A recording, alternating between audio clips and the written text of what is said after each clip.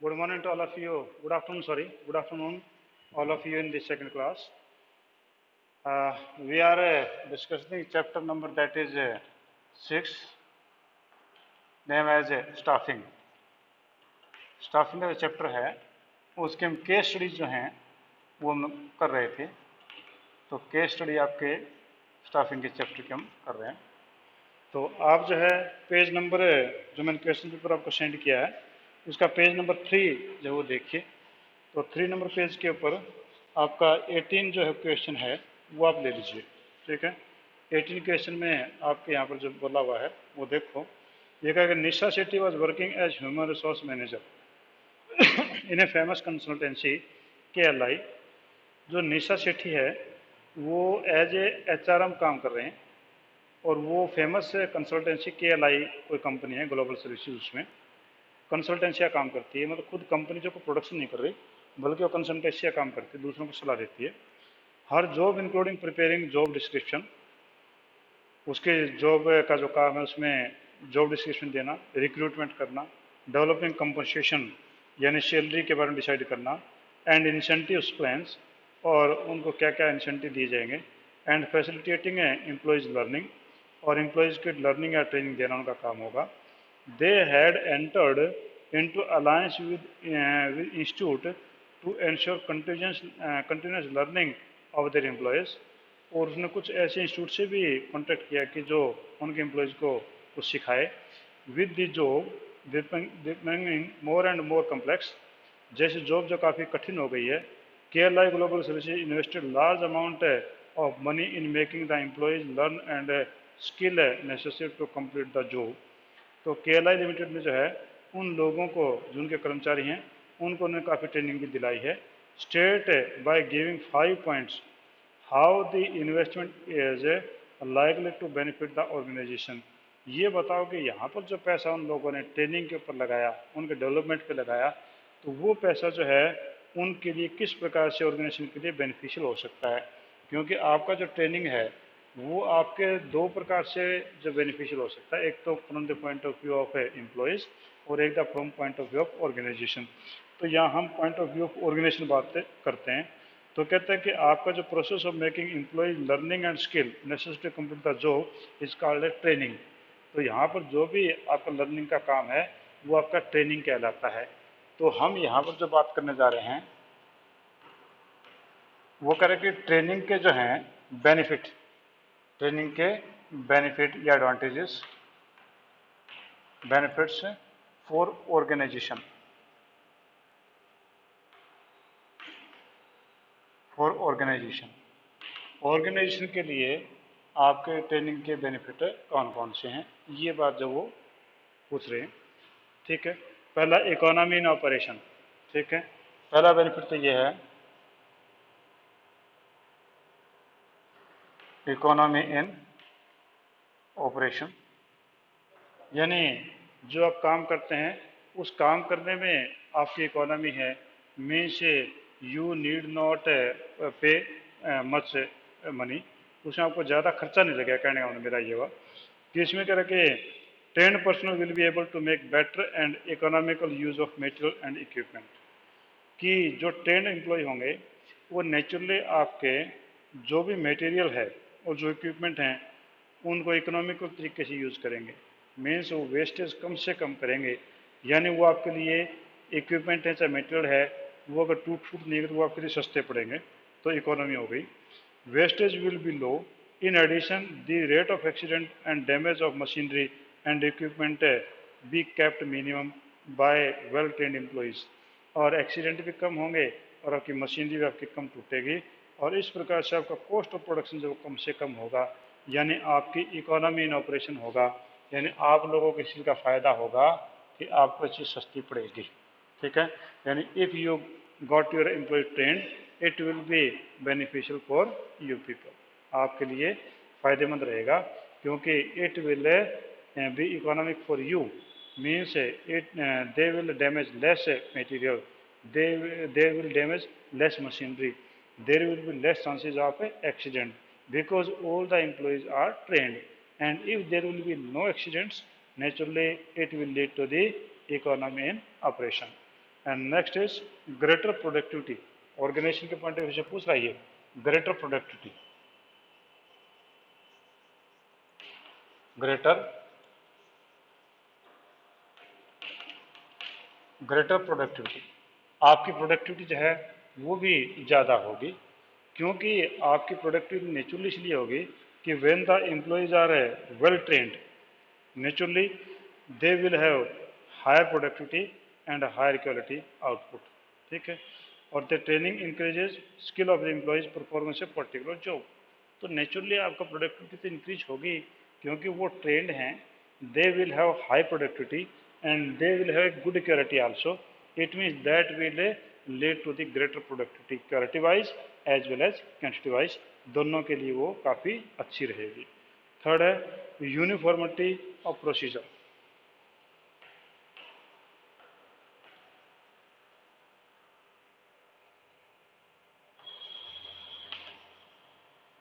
Uniformity of procedures,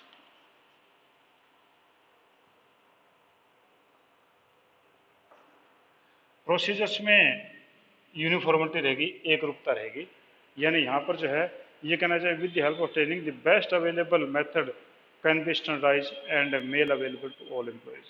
जब training आपकी मिल जाएगी तो सभी एम्प्लॉय जो कौन से मेथड को अपनाते हैं, which method is best one, it means there will be uniformity in the procedure, कि हर कोई एम्प्लॉय ठीक उसी प्रकार से प्रोडक्शन का काम है, ठीक उसी प्रकार से आपका ऑफिस का काम करता मिलेगा जो मेथड आपने ट्रेनिंग में उनको बोला था। कि when you get the train your employees from a particular agency, naturally they will have learn them a particular method and naturally all the people will have the same formula or same procedure, means there will be uniformity in the procedure. And fourth one is less supervision, that is fourth one is less supervision.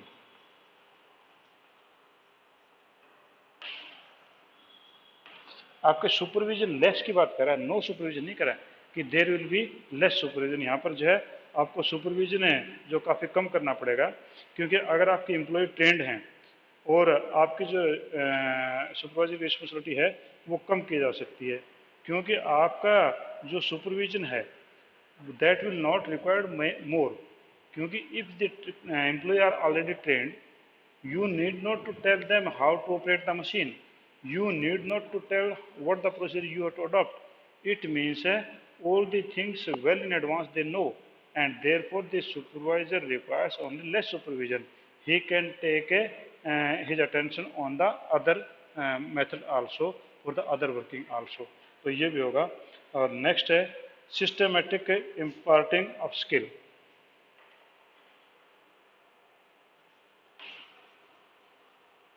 systematic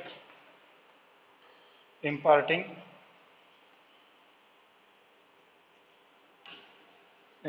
of skill, जो आपकी skill है impart करने का एक system है।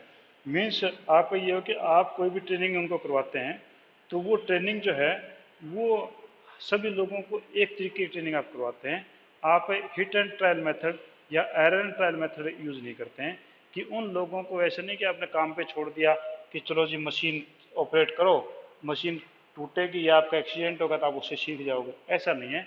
यहाँ पर systematic है कि everything in training is systematic, means every person is trend in A prescribed manner, उसको जो एक तरीका सिखाया जाता है कि आप मशीन ऐसे ऑपरेट करेंगे, स्टार्टिंग ऐसे करेंगे। आप देखते हैं कि अगर आप कंप्यूटर ऑपरेट करते हैं घर में, तो कंप्यूटर अगर आप पहले से उसकी ट्रेनिंग लेके आते हैं तो आपको जो कंप्यूटर इंस्ट्रक्टर वो बताता है कि आप किस प्रकार से जो है सबसे पहले ऊपर से लाइट ऑन करेंगे, फिर उसके बाद में आप किस प्रकार से नीचे पीसी को ऑन करेंगे और किस प्रकार से उसको जब प्रोग्राम खोलेंगे किस प्रकार से शट डाउन करेंगे। तो कई लोग सीधे के सीधे शट डाउन के बजाय ऊपर से बटन बंद कर देते हैं, उससे उसकी विंडो उड़ जाएगी या कुछ और प्रॉब्लम आ सकती है। तो ये हुआ कि ये तो हिट एंड ट्रायल मेथड है कि एक दो विंडो उड़ी, फिर लोग आपने पूछा विंडो क्यों उड़ी, मतलब आपने डायरेक्ट ऊपर से बंद कर दिया होगा, पावर ऑफ कर दिया कि हाँ किया था ऐसा, इस कारण से हुआ। अगर आपको पहले बता दें कि नहीं ऐसा नहीं भैया आप सिस्टम के हिसाब से ऐसे करेंगे तो लॉस कम होंगे, तो यहाँ पर सिस्टमेटिक ट्रेनिंग का या स्किल प्राप्त करने का आपका जिसमें फ़ायदा होता है। तो ये आपके पास में थी कि आपकी ट्रेनिंग है उसका बिजनेस के पॉइंट ऑफ व्यू से या ऑर्गेनाइजेशन के पॉइंट ऑफ व्यू से क्या क्या बेनिफिट उसको मिलेंगे। तो पहला, इकोनॉमी ऑपरेशन मिलेगी, फ़ायदा होगा उसको। दूसरा, ज़्यादा प्रोडक्टिविटी मिलेगी। तीसरा, एक जैसा प्रोसेस होगा सभी का प्रोडक्शन का। चौथा जो है सुपरविजन कम रहेगा। और पांचवा, सिस्टमेटिक नॉलेज उन लोगों को मिलेगी। तो ये आपके जो है 5 प्रकार के बेनिफिट आपके इसमें अंदर दिए गए हैं। ये 5 मार्क्स का क्वेश्चन था, तो 5 नंबर के बेनिफिट आपके इसमें हैं। ठीक है जी। Any point you want to ask? कोई पॉइंट आप पूछना चाहते हैं पूछिए, नहीं तो फिर मैं नेक्स्ट प्रोसीड करता हूँ। हाँ जी, कोई नहीं है, क्योंकि चलो आसान है क्वेश्चन, तो कोई ज़्यादा तो नहीं है। आज नेक्स्ट पे आइए, 19th पे आ जाइए। 19th पे करिए। Atul is working in an organization. After every 3 months, his manager transfer him from one department to another, so that he may gain broader understanding of all the department of the organization. कि अतुल जो है एक organisation में काम करता है और हर 3 महीने बाद में उसका मैनेजर जो है उसको एक डिपार्टमेंट से दूसरे डिपार्टमेंट ट्रांसफर कर देता है, तंग करने के लिए नहीं, so that he may gain broader understanding of all the department of the organization, ताकि उसे सारे डिपार्टमेंट ऑर्गेनाइजेशन सभी डिपार्टमेंट की पूरी नॉलेज हो जाए। Name and explain the method of training Atul is undergoing, कहता है कि इस मेथड का नाम बताइए कि अतुल जो ये किस प्रकार की ट्रेनिंग लेने जा रहा है या किस प्रकार के मेथड से ट्रेनिंग ले रहा है। ठीक है, तो अब ये हम देखें कि यहाँ पर जो है ट्रेनिंग का ही पॉइंट है ये भी। तो आपके 2 प्रकार की ट्रेनिंग थी, एक तो थी ऑन जॉब ट्रेनिंग, एक आपकी थी ऑफ जॉब ट्रेनिंग। तो ऑन जॉब ट्रेनिंग में तो ये था कि the person are kept on regular working, तो ये तो आपका जो है ऑन जॉब हो गया था। ऑफ जो हुआ था, the person are send to take the training outside the organisation, जिस प्रकार से कि उसको 2 महीने के लिए ट्रेनिंग सेंटर में भेज दिया, किसी कॉलेज या यूनिवर्सिटी में भेज दिया, या कुछ और जगह भेज करके बाहर से आउटसाइड की ट्रेनिंग करवा दी हमने। तो यहाँ पर हम देखें कि अतुल को जो है वो ट्रेनिंग जो दी जाती है वो जो है ऑन जॉब ट्रेनिंग है। तो पहली बात तो ये कि आप ये कर लो कि ये ऑन जॉब ट्रेनिंग है, ऑन जॉब ट्रेनिंग है ये। इस बात से कंफर्म हो गए कि it is an on job training. ठीक है, तो ऑन जॉब ट्रेनिंग के बारे में इसने पूछा क्या था कि name and explain the method of training is Atul is undergoing, कि अतुल जो है वो कौन से मेथड के ऊपर जा रहा है। तो ऑन जॉब ट्रेनिंग है, और ऑन जॉब ट्रेनिंग में कौन सा है, rotation, training by rotation.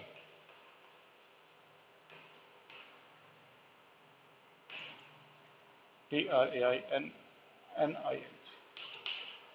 Training by rotation. ये ट्रेनिंग बाय रोटेशन आपका, ट्रेनिंग बाय रोटेशन का मतलब ये हुआ कि one person is rotate from one department to other department, the post will remain same, post में कोई फर्क नहीं पड़ेगा। If he is a clerk, he will transfer from one department to another department on the same post, on the clerk post. For example, you can see in the banks, the person who is sitting in the bank on a cash sheet, next day you will see he is sitting in the loan department. Third day you will see he is sitting on the other sheet, and next day you will see he is sitting on the other sheet.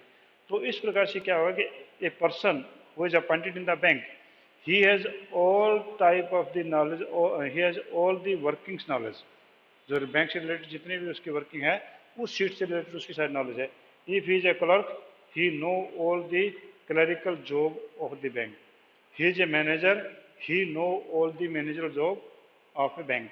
तो same thing is also that Atul is transferred for 3 months from one department to another department, and by this method he gets the training of one department, then next department, then next department. तो इसका फायदा क्या होगा कि a person will get all type of the knowledge, और secondly ये कि there will be lesser possibility of fraud also. बैंकों में आपका जो है एक पर्सन से दूसरे पर्सन को ट्रांसफर क्यों किया जाता है कि अगर पहले वाले बंदे ने कोई गलती की सेकेंड डे पकड़ी जाएगी, तो फ्रॉड नहीं हो सकता है। तो ये आपका जो क्वेश्चन था ये आपका था ऑन जॉब ट्रेनिंग, और उसमें ट्रेनिंग बाय रोटेशन ये वाला क्वेश्चन था आपका। जो क्वेश्चन इतना ही, कोई ज़्यादा बड़ा ये क्वेश्चन नहीं है। तो ये आपका 19th क्वेश्चन था। और 20th क्वेश्चन पे आइए कि Harish the director of company. हाँ जी, कोई पॉइंट इसमें पूछना चाह रहे हैं तो आप पूछिए मेरे से। कोई अगर पॉइंट आपके दिमाग में है इससे रिलेटेड तो आप मेरे से पूछ सकते हैं, अगर नहीं तो मैं आगे चलते हैं। तो कहता है कि हरीश जो है वो डायरेक्टर है एक कंपनी के अंदर, ठीक है, और उसकी बातें हम कर रहे हैं कि हरीश है the director of the company is planning to manufacture है स्टफ्ड टॉयज। स्टफ्ड है तो समझ ही गए होंगे, लड़कियां तो विशेष रूप से समझ गई होंगी, जैसे कि स्टफ है पूरियाँ बनाना या स्टफ है समोसे बनाना, स्टफ है ना किसी चीज़ के अंदर ठूस करके, ठीक है। कि वो कहता है कि स्टफ टॉयज है वो बनाना चाहते हैं, कि उस टॉयज जो बना रहे हैं वो खाली ना हो अंदर से, अंदर भी उसने कोई कपड़ा या कॉटन या आपके फोम कोई उसमें डाल करके वो जो टॉयज बनाते हैं उनको बोलते हैं स्टफ टॉयज। किस प्रकार से बनाएंगे? By utilising material from one of the garment factory, ठीक है, कि उनकी गारमेंट फैक्ट्री है उसका वेस्ट जो है वो पड़ा उनके पास में, उससे स्टफ टॉयज बनाएंगे। ही decided that his manufacturing unit will be set up in rural areas. और उसने ये भी डिसाइड किया कि उसकी जो फैक्ट्री है वो रूरल एरिया में लगाई जाएगी, क्योंकि जो आपकी उसकी हो सकता है कि ये जो पहले गारमेंट की फैक्ट्री है दैट में बी लोकेटेड इन और situated in any city, and now he want to set up this factory for stuff toys in the rural area so that people of that area will have more job opportunities. तो सोच उसकी अच्छी है कि वो ज़्यादा लोगों को रोज़गार मिले। For this he selected Rahman Anita Banerjee, यानी रहमान आपका मुस्लिम हो गया, अनीता बनर्जी हिंदू मान लो, हरप्रीत कौर सिख हो गई, एंड उमेद ये कोई हिंदू आपका हो गया, ठीक है। A differently abled but very intelligent and creative person in designing.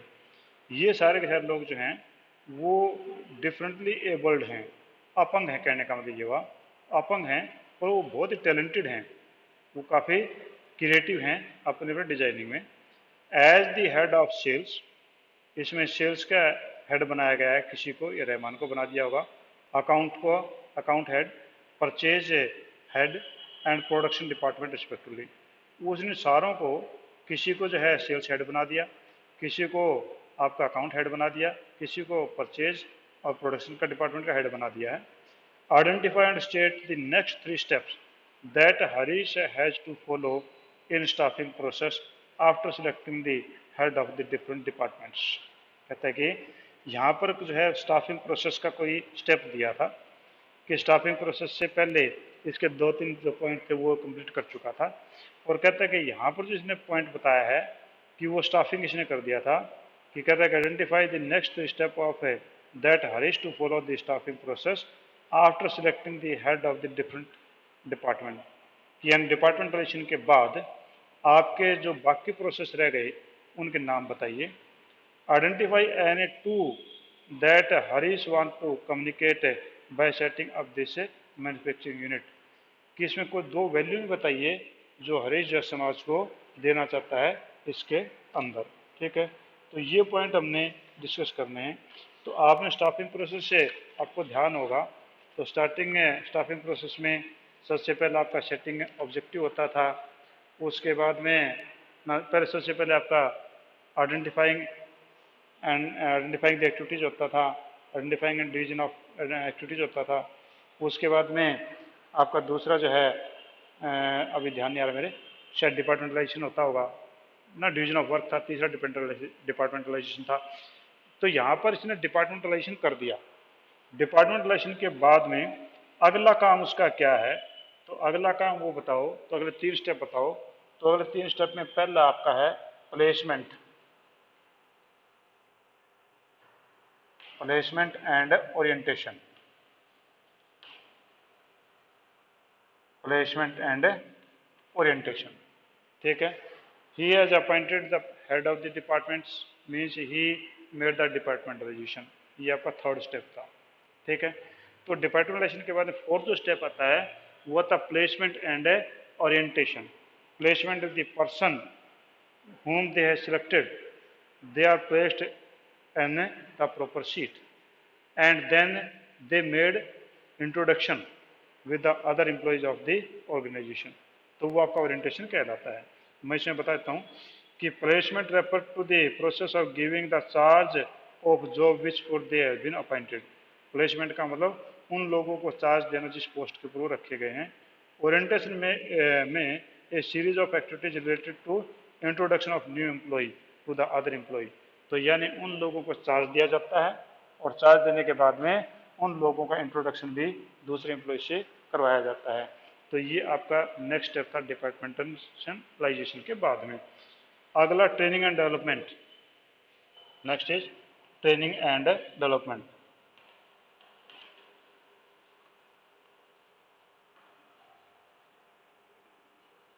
Training and development, आपका training and development when the employees are placed and made their orientation, then if you feel that the employees are incompetent, means they are not acquainted with your workings, then you can get them trained. आप उनको training दिला सकते हैं। Organization either have in-house training center or make the alliance with the training educational institution. This is done ensure the continuous learning of the employees and in order to strengthen the competency of both present and future jobs.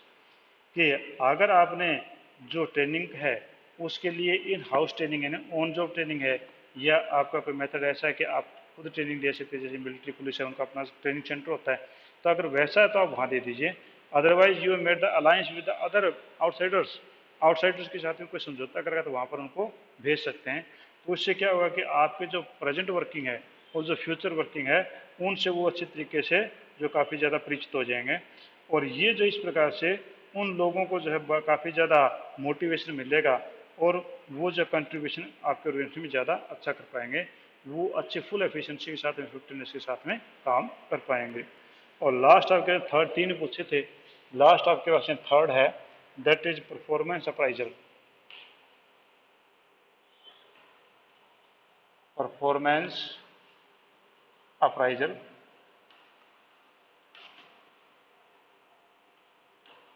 Performance appraisal. तो performance appraisal का काम होता है कि for whole of the year the employees do the work and their senior make the take eyes on them. तो उनका supervisor है या उनका जो भी और जो सीनियर लोग हैं वो उनके ऊपर निगाह रखते हैं कि वो किस प्रकार से काम करते हैं, और at the and they make an appraisal कि उनका जो वर्किंग जो की थी उन्होंने किस प्रकार से की थी, तो वो आपके अप्राइजल कहलाती है।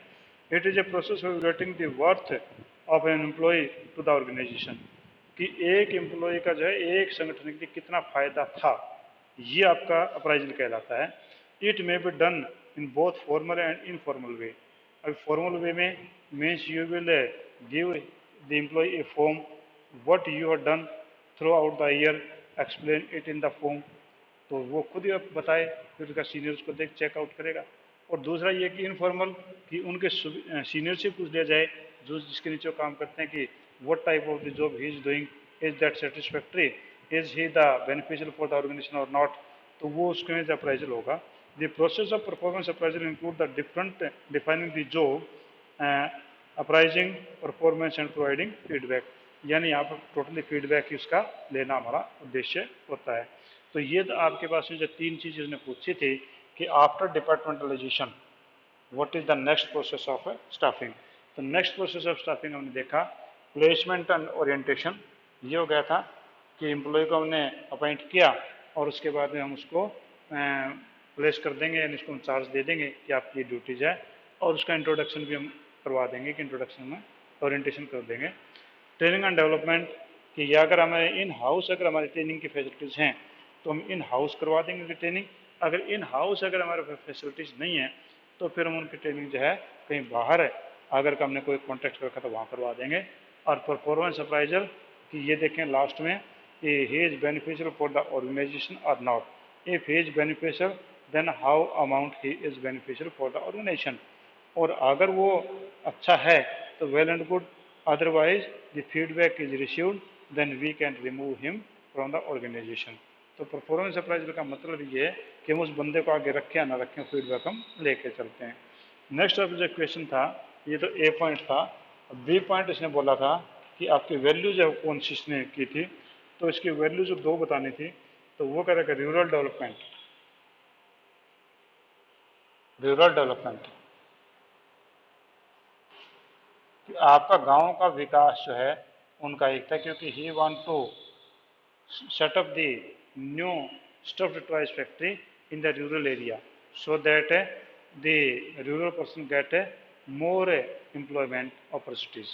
तो इसका पहला तो ये था। दूसरा सब्सटेंशियल डेवलपमेंट, सब्सटेंशियल डेवलपमेंट,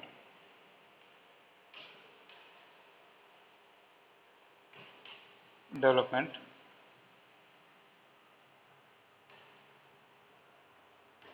ये कहते हैं सब्सटेंशियल डेवलपमेंट। हम एक बार इसको यूँ बोलने के लगातार रहने वाला चहुमुखी विकास इन सभी लोगों के लिए अपॉर्चुनिटीज है बराबर दे रहा है ये। तो ये आपके पास में जो मेन आपके 2 हम कहें कि वो आपके मोरल वैल्यूज हैं। आप मोरल वैल्यूज कुछ और लगे तो और भी लिख सकते हैं, कोई जरूरी नहीं है कि जो मैंने लिख दिया वही मोरल वैल्यूज इसके अंदर होंगे। तो और भी आपको कोई लगता है कि मोरल वैल्यू कोई और हैं तो वो भी आप इसमें रख सकते हैं। ठीक है जी। हाँ, तो इसमें कोई भी पॉइंट आप पूछना चाह रहे हैं आप मेरे से डिस्कस कर सकते हैं। एनी पॉइंट यू बोलिए बेटा।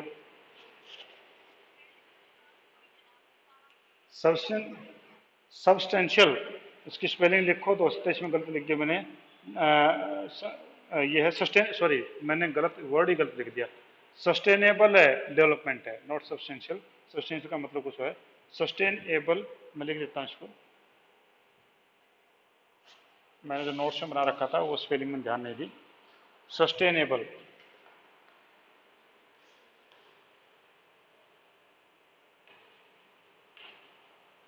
सस्टेनेबल, सस्टेनेबल होता है जो स्थायी हो जाए, मतलब परमानेंटली। तो सस्टेनेबल डेवलपमेंट तो इनका है कि एक तो यहाँ के लोगों का डेवलपमेंट की बात कर रहा है, और दूसरा जो है इसकी कंपनी के जो वेस्ट निकल रहा है, जो इसके कपड़े जो बेकार में जो निकल रहे हैं जो गारमेंट फैक्ट्री से, तो उनका भी वो यूज यहाँ पर हो सकता है। तो ये आपका जो है सस्टेनेबल डेवलपमेंट वर्ड होगा। हाँ जी, any other point you want to ask, कोई और पॉइंट? हाँ जी, कोई नहीं पूछना। मैं देख लेता हूँ कितने बंदे हाजिर हैं अपने। ठीक है, तो हाजिर हाजिर आजकल कल काफ़ी कम थी, आज थोड़ी सी सुधरी है। फिर भी 13 स्टूडेंट, या 13 तो ये नहीं कहूँगा कि आपके जो 10 के करीब स्टूडेंट अब भी एबसेंट है एक प्रकार से। तो ये अभी जो हमें के पेरेंट्स से फ़ोन करना पड़ेगा मेरे को घर पे कि ये एबसेंट क्यों रहते हैं। ठीक है, तो भैया टाइम पे आया करो क्लास में, ताकि आपको बेनिफिट हो इस बात का। और कल मैंने आपके पास में भेज एक, बोलिए। कल मैंने आपके पास में एक भेजा था, व्हाट्सएप भेजा था, जो सीबीएसई की तरफ से आया था कि अब आपका जो ऑनलाइन टेस्ट होगा, ठीक है, कि अब जो पॉसिबिलिटी ये बनती जा रही है कि स्कूल और college may not be open this year because after lockdown, unlockdown second, the third lockdown will be start from 1 अगस्त। और 1 अगस्त में जो अनलॉकडाउन में जो बोला गया है वो ये बोला गया है कि आपके जो सिनेमा हॉल्स हैं और आपके जो मॉल्स हैं वो खुलेंगे, पर अभी भी जो मेट्रो और आपकी ये जो स्कूल कॉलेज वो नहीं खुलेंगे। और हो सकता है कि आपके टेस्ट ऑनलाइन वो लें। तो इसलिए आपको जो OTBA, open text book exam जो है वो आपका हो सकता है। और उस एग्ज़ाम में आपको क्वेश्चन ऐसे दिए जाएंगे नेट के ऊपर कि आप उसको पूरा पढ़ेंगे और विद इन 1 मिनट और 2 मिनट्स आपको जवाब देना पड़ेगा। नकल नहीं लग सकती उसमें, it is not possible to make the cheating. तो वो पॉसिबल नहीं है। इसलिए मैं आपको जो भी माई क्लास ऐप के ऊपर जो आपको करवा रहा था प्रैक्टिस है वो सही डायरेक्शन में है, पर उसमें कई सारे बच्चों ने मज़े लेने शुरू कर दिए कि उसमें जो है वो पता नहीं कितने, कम से कम 150-200 मेरे पास में सबमिशन आई हुई है। वो 2-4 बेवकूफ़ तो ऐसे लगते हैं मेरे को, शायद उन्होंने अपने टीचर्स को या भाई बहनों को दे रखे हैं, वो एक्सपेरिमेंट करके देख रहे हैं। एक ही बंदा जो है 10-10 प्रकार की सबमिट कर रहा है।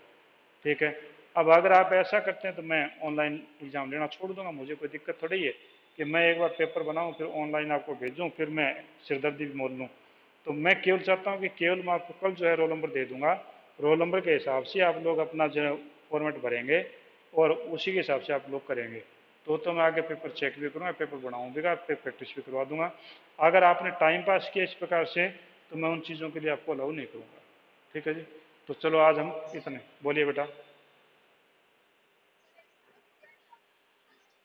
पेपर सबमिट तो सभी का तय हुआ है बेटा, सबमिट तो किसी का मना हुआ ही नहीं। अब की बात तो जो करेक्शन थी, जो गलतियां थी ऐप में वो ठीक हो गई हैं, जो बग्स थे वो ठीक हो गए ऐप के अंदर से। ठीक है, अब सबमिट तो वन टाइम में करना था, एक बार सबमिट कर दो हो जाए, कोई दिक्कत नहीं है। तो सबमिट अब क्या इतने ज़्यादा हो गए ना कि एक बच्चे ने ये सोचा कि मेरा सबमिट ना हो, जानबूझ के 2 बार 4 बार 5 बार सबमिट कर रहा वो। तो 2 3 4 बार सबमिट किया तो उससे क्या हुआ कि वो सारा का सारा जो है इतना भर गया कि मेरे में समझ ही नहीं आ रहा किसका चेक करूँ किसका नहीं करूँ, और चेक कर दूँ तो फिर मेरे को फाइल समझ में नहीं आती, क्योंकि एक बच्चे ने डिफरेंट डिफरेंट नेम से कर रखा है। चलो देखेंगे। एनीवे, बोलो। हम्म। सभी सभी के ऑनलाइन की बात है, अब मेथड क्या निकालेंगे वो पता नहीं है। ठीक है ना। पर नहीं, वो देखो उनका क्या मेथड होगा वो हम देखेंगे, पर मैं उससे पहले आपको ट्रेंड कर दूंगा अगर आप लोग मेरे साथ में रहेंगे तो। ठीक है, क्योंकि मेरे पास में सॉफ्टवेयर है, जैसे पहले आएंगे सॉफ्टवेयर में एडवांस में आपको ट्रेन कर दूंगा, तो आपको दिक्कत नहीं आएगी इसके बारे में अगर आप लोग मदद करेंगे तो। ठीक है, और अगर आप मजे लेंगे तो देखो मैं कुछ नहीं कर सकता हूँ। ठीक है, सिमरन माइक बंद करो बेटा। ठीक है, और इनका अटेंडेंस है वो मेरे पास में भेजना, एबसेंट कौन है वो अलग से भेजना मेरे पास में। ठीक है जी।